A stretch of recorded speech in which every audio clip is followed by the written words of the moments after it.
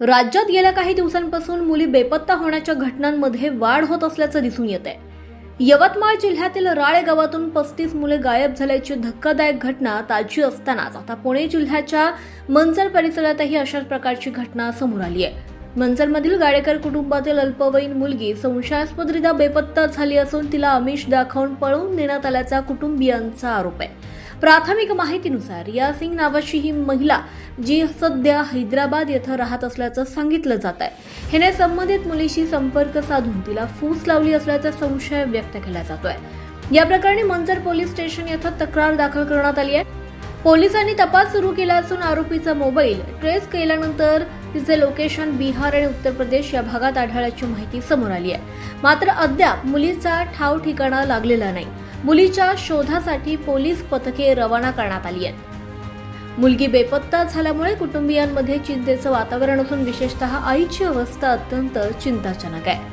माझ्या मुलीला सुरक्षित परत आणा अशी आर्त विनंती आईनं प्रशासनाकडे केली आहे। स्थानिक नागरिकांनी देखील या प्रकरणाची गांभीर्याने दखल घेऊन पोलिसांनी तात्काळ कारवाई करून मुलीचा शोध घ्यावा अशी मागणी केली आहे। या घटनेमुळे ग्रामीण भागात सध्या भीतीचं वातावरण निर्माण झालं असून पालकांमध्ये देखील चिंता वाढली आहे।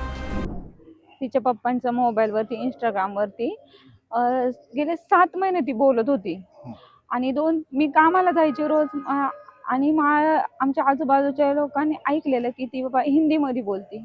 मग 2-3 वेळा माझ्या मुलीला मी मारलं की तू मला असं वाटलं की हिंदीमध्ये मुलासंग बोलती की काय। मग मी असा हातातून मोबाईल घेतला तिच्या, तर ती म्हटली की मुलगी होती ती व्हिडिओ कॉलवरती। मी प्रत्यक्ष त्या मुलीला पाहिलं, मी तिला कॉल लावला, तिला म्हटलं तू कुठली, ती बोलली हैदराबादची। म्हटलं माझ्या मुलीची तुझी कशावर ओळख झाली, म्हटली इंस्टाग्रामवरती। तिला बोलले तू एवढी मोठी 22 वर्षाची माझ्या मुलीसंग कशाला मैत्री केली, तिच्या संग तू बोलू नको। तिचे घरातले नाव ठेवायला लागले, त्यांचा गैरसमज होते की तू एका मुलासंग बोलती। मी तिला खूप बोलले, मग ती काय करायची, तसं कॉल नव्हती करत, ती इंस्टा कॉल करायची आणि माझी मुलगी तिच्या संग आहे ना चॅटिंगवर बोलायची। मग आम्ही दिवसभर कामाला जाणार, आमच्या लक्षातच नाही आलं। आणि एकदा धुलीवंदनच्या दिवशी माझी मुलगी रंगपंचमी खेळण्यासाठी तिच्या मैत्रिणीकडे मंचरला आली। त्याच्या वेळेस मग मी पण तिथं आले होते मंचरला। आता ही मुलगी तिथं आली, मी तिला बघून म्हटलं तू इथं कशी काय, तर माझी मुलगी म्हटली अगं मम्मी तिची आहे ना तिचं ती हॉस्टेलमध्ये राहते, तिला मंचर बघायला एक दिवस आली ती आता जाणार आहे इथून। म्हटलं आणि काय परत ती बोलणार नाही, म्हटलं ठीक आहे। आणि त्याच्यानंतर 20 तारखेला आज 3 महिन्यांनी ती माझी मुलगी सकाळी कॉलेजला जाते म्हणून सांगितलं आणि ती तिच्याबरोबर निघून गेली।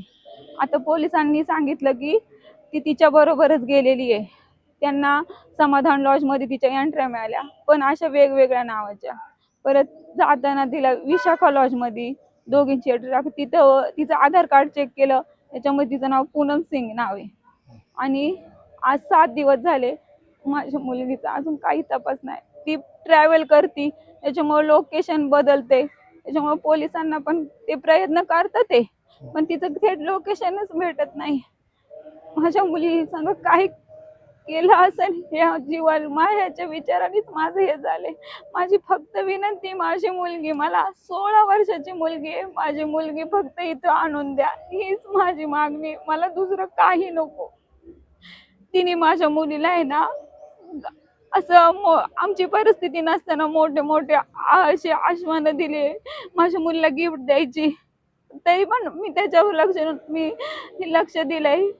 पण आता तिने काय दाखवलं माझ्या मुलीला आमिष, माझ्या मुलीला गिफ्ट। माझ्या मुलीने चिठ्ठीमध्ये पण लिहिलंय की माझं इथून गेल्यावरती माझं जीवन बरबाद होणार आहे, हे तिला माहित असताना त्या मुलीने काय केलंय काय माहिती, असं स्पष्ट त्या चिठ्ठीत लिहिलंय आणि माझ्या मुलीला घेऊन गेली।